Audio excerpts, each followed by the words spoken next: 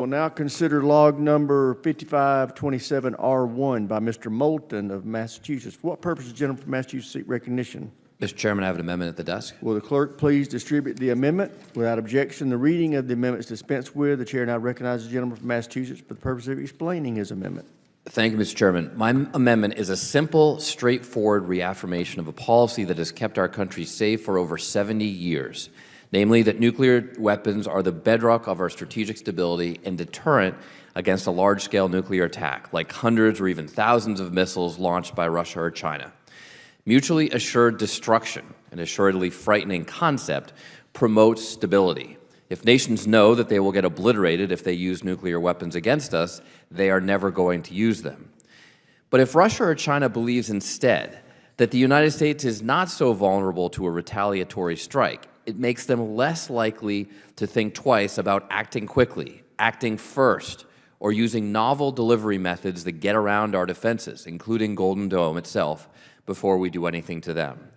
That is why, even though Golden Dome may sound good to someone who doesn't fully understand the history of missile defense and nuclear deterrence, it could actually make us less safe by upending the strategic stability. I want to be clear that this amendment addresses the narrow yet most important case in strategic stability of an all-out attack. I have and continue to support missile defense, particularly when it comes to regional security. I have also been pressing the department to more aggressively address the threat that drones pose to our military bases, critical infrastructure, and population. We have and maintain bipartisan consensus about improving missile detection, especially when it comes to hypersonics, and these are all part of Golden Dome as well. But great power strategic stability is different. Consider this a different way. In the past 70 years, we've come perilously close to nuclear war over a dozen times, with radar or computer mistakes, false warnings, etc. A movie was written about one instance in 1983, when a lowly Russian major flagrantly disobeyed orders to launch a full-scale counterattack on us because he had a hunch that his warning system was mistaken. It was the knowledge that a retaliatory strike would be guaranteed that stopped him from doing it. Deterrence delivers as close as we possibly can to 100% protection. The very best we can ask of any kind of missile defense is about 95%, and in the case of a nuclear exchange, that 5% is an American city or two melted into glass. Or consider this. We now know that Russia is developing a space-based nuclear weapon that could just simply take out Golden Dome with the push of one button. Now, I expect the counter-arguments we're about to hear is that Moulton is being partisan. If this amendment represents the bipartisan consensus for 70 years, Democratic and Republican administrations, this committee, and even the first Trump administration. If they were all wrong, if every one of us on this committee was wrong until Trump uttered the words Golden Dome on the political campaign trail, then make the case. This amendment doesn't come from a political rally. The idea it corrects does. I would love to keep going for the remainder of my statement, if I may. Time has expired. Chair now recognizes the gentleman from Tennessee, Dr. Desjardins. Thank you, Mr. Chairman. And I certainly respect my ranking member, and I know where his heart lies, but I urge my colleagues to oppose this amendment. The underlying mark contains a provision that would update our missile defense policy to reflect President Trump's January executive order on missile defense, what has now become Golden Dome. This amendment would insert language from the current statute, effectively retaining the existing policy instead of replacing it. The underlying issue here is whether U.S. missile defense should remain focused on the threat from rogue states and unauthorized or accidental launches and explicitly refrain from countering missile threats from China or Russia. I agree with President Trump that this approach is outdated and support his policy for a defending against all threats regardless of their source. After all, Russia and China have not matched U.S. restraint and do not observe any similar policy limitations when it comes to defending their territory. Russia's missile defenses are specifically designed to defend against an attack by the United States. China has rapidly developed missile defenses as well, with us in mind. This outdated policy has not made us safer. It has not created strategic stability. Instead, it has left our homeland vulnerable while our adversaries increase their capability to hold us at risk. I urge my colleagues to oppose this amendment, and I yield back. Gentleman yields back. Chair, now recognize the gentleman from California, Mr. Garamendi. Mr. Chairman, My colleague, Mr. Moulton, was in the midst of making a profoundly important argument that he was unable to finish because of the time limitation. I yield my 2 minutes, 49 seconds. Thank goodness, I was waiting with bated breath.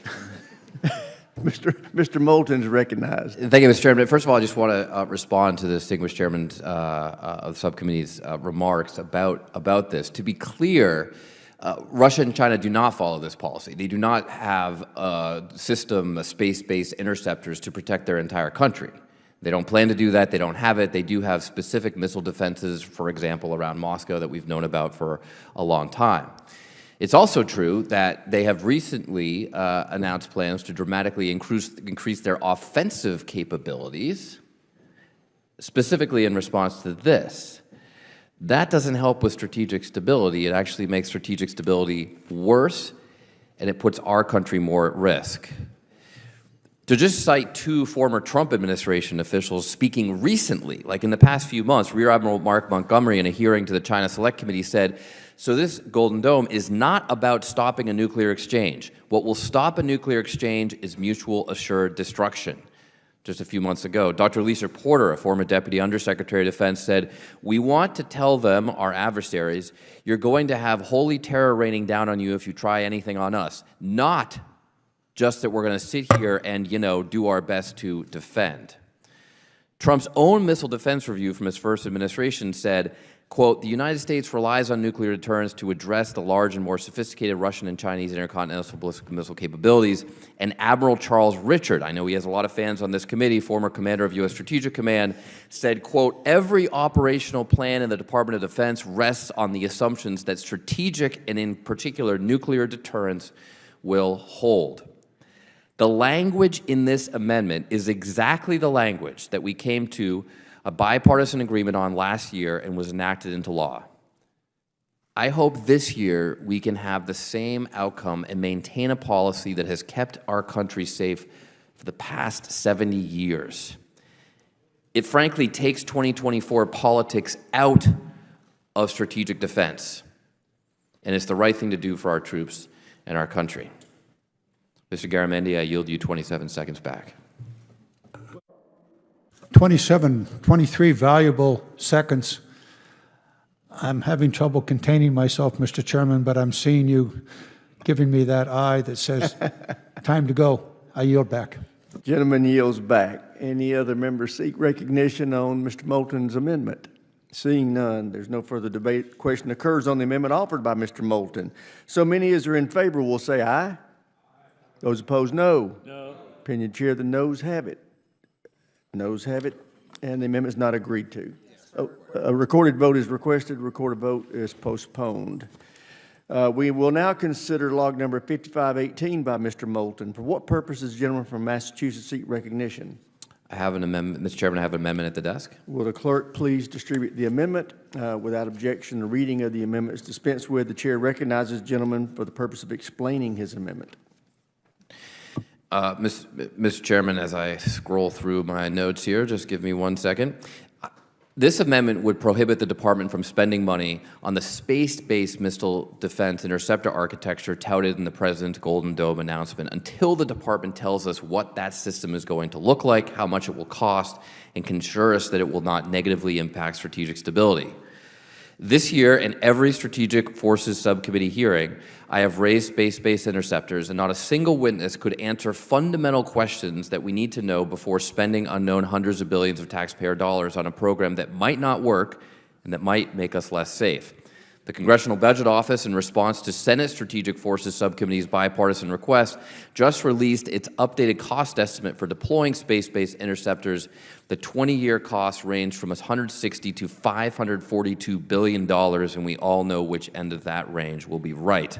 That hardly seems fiscally sound. Todd Harrison, a senior fellow at the American Enterprise Institute, a conservative think tank, recently said that, quote, while the costs have come down and the technology has matured, the physics of space-based interceptors has not changed. Most importantly, multiple witnesses testified to the subcommittee that there have been no significant policy deliberations on the impact of Golden Dome on strategic stability. There's a lot of classified reporting on the Russian and Chinese responses to this, and let's just say that none of it makes us sleep better at night. It's an invitation to an arms race. Further, we know that Russia is developing a nuclear weapon to be placed in low Earth orbit, the same orbit that these space-based interceptors would be. So if Russia decides that they want to destroy U.S. missile defenses, they can do so with the push of one button. It's very hard to imagine that they're going to launch an all-out nuclear attack on us and not push that one button. It's also somewhat ironic that Dr. Mike Griffin, former Trump administration Undersecretary of Defense for Research and Engineering, who was the last official responsible for overseeing a space-based missile defense concept, recently said, quote, "In most cases, you do not have a shot from space at an ICBM in the boost phase. You can't get to it with reasonable probability, and by reasonable probability, I would say greater than 1% or so." For all the chaos of DOGE, from cutting jobs at state and DOD and even the Nuclear Security Administration from programs that we know work, saving somewhere around $100 billion, it's incredible that we would throw $500 billion of taxpayer monies to the wind, or I guess more accurately, into space, when we don't know it will work. So we should simply exercise our oversight responsibility and make sure that we understand the feasibility, the cost, and the actual effect of a system this big before letting the department get to it. That's just our responsibility in Congress, and I think we should exercise it. Thank you, Mr. Chairman. I yield back. Gentleman yields back. Chair, and I recognize the gentleman from Tennessee, Dr. Desjardins. Thank you, Chairman. I oppose the amendment. While this is an amendment to the Defense Authorization Bill, the goal of this amendment is to restrict reconciliation funds that Congress provided earlier this year for the President's Golden Dome initiative. As it's written, the amendment would effectively prevent any consideration of space-based missile defense capabilities. I would draw my colleagues' attention to the fact that it prohibits any design work from being done on a space-based interceptor until full life cycle cost estimates for the system have been completed. There is simply no way for the Department to comply with this requirement. It's impossible to estimate life cycle costs of a system before any design work takes place. The result of this amendment would be to take the space-based missile defense capabilities off the table. I don't support that. I support the President's vision of a next-generation missile defense system, and I think we should be open to space-based capabilities being part of that. I urge my colleagues to oppose this amendment. I yield back. Gentleman yields back. Chair, and I recognize the gentleman from Colorado, Mr. Crank. Oh, I'm sorry, Mr. Garamendi. He said he'd go ahead. So go ahead, Mr. Crank. Thank you, Mr. Chairman. I wanted to point out I do oppose the amendment. In 2023, the Bipartisan Congressional Commission on the Strategic Posture of the United States stated, quote, "The United States should develop and field homeland integrated air and missile defense capabilities that can deter and defeat coercive attacks by Russia and China." It went on to call for, quote, "significant additional new investments in advanced, potentially game-changing missile defense defeat capabilities, including space-based and directed energy capabilities," unquote. Again, this is the view of the bipartisan commission Congress created to review our strategic posture. Golden Dome isn't some half-baked idea or vanity project. It's the result of years of careful planning and a serious review of our own defensive weaknesses. I also want to make one point about the concept of strategic stability and this idea that Golden Dome will cause an arms race. I think that's built on a foundational assumption that the world is currently stable and that Golden Dome will upset this calm and peaceful geopolitical landscape. The problem is that that's not the world that we're living in right now. China's already building nuclear weapons as fast as it can. The missile threat to the homeland is increasing.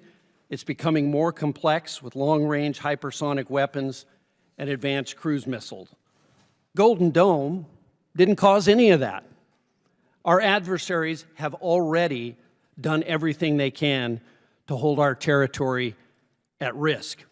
And I would say my friend from Massachusetts talked about the Russian colonel who nearly launched a nuclear attack on the United States.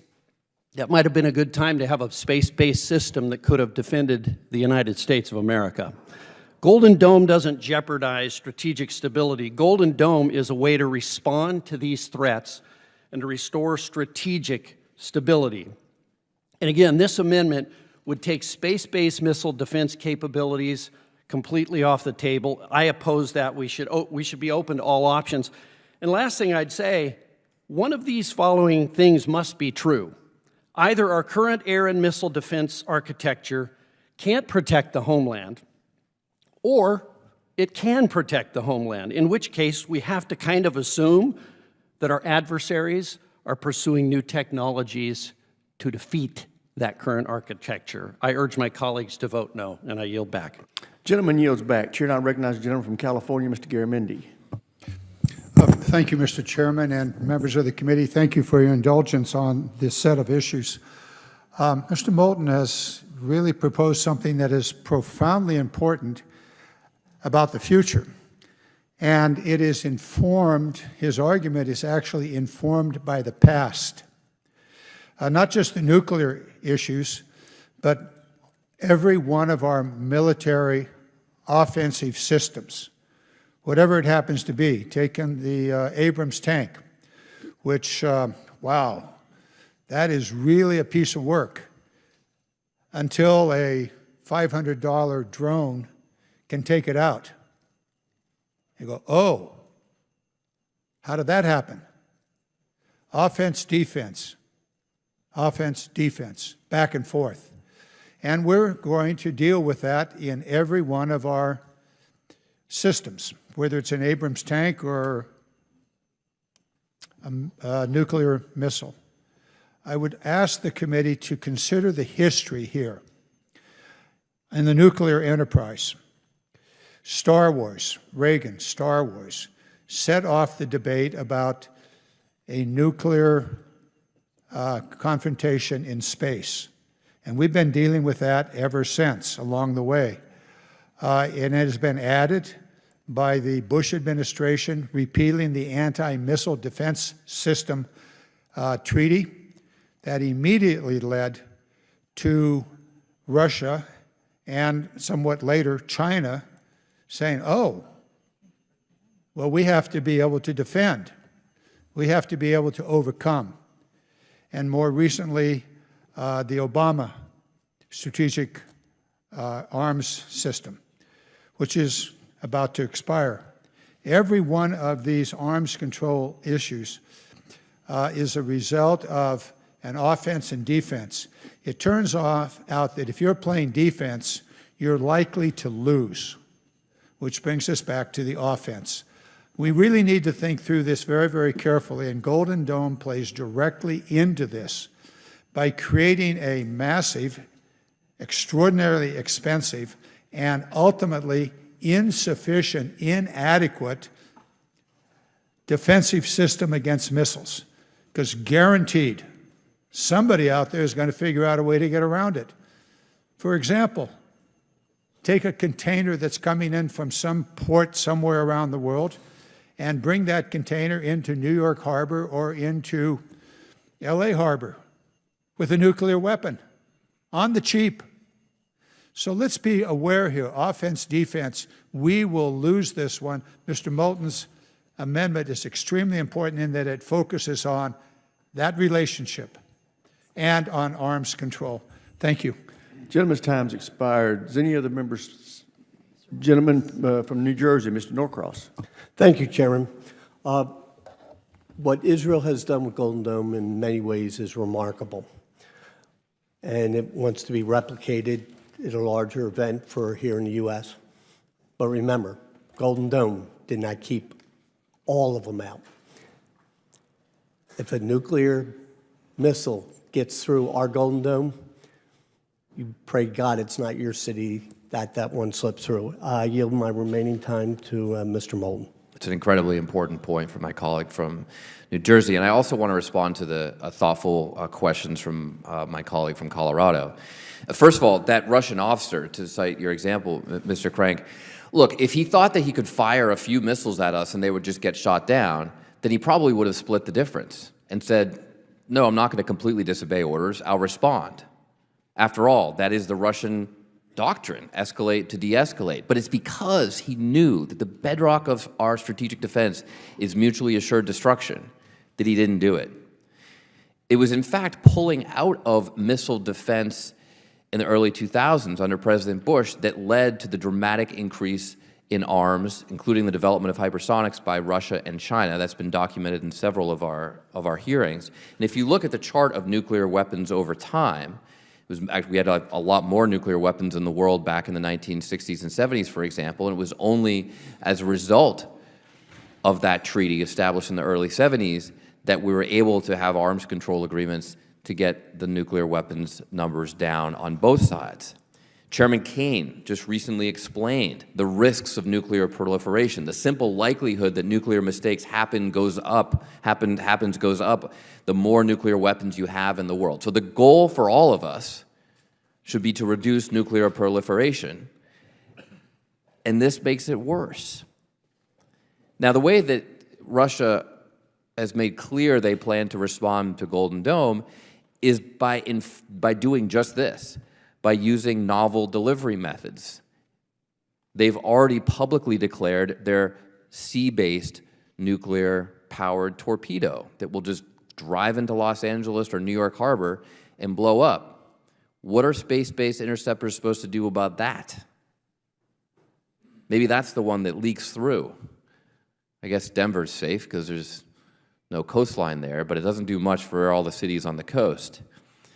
And by the way, the bipartisan commission you cited, which emphasized the importance of arms control and the importance of getting there, didn't know about the Russian space-based nuclear weapon that can eliminate that $500 billion of taxpayer money with the push of one button. They didn't know about that. I wonder how their opinions might change today. Gentlemen, time has expired. Does any other member seek recognition to speak on Mr. Moulton's amendment? There being no further debate, the question occurs on the amendment offered by Mr. Moulton. So means in favor will say aye.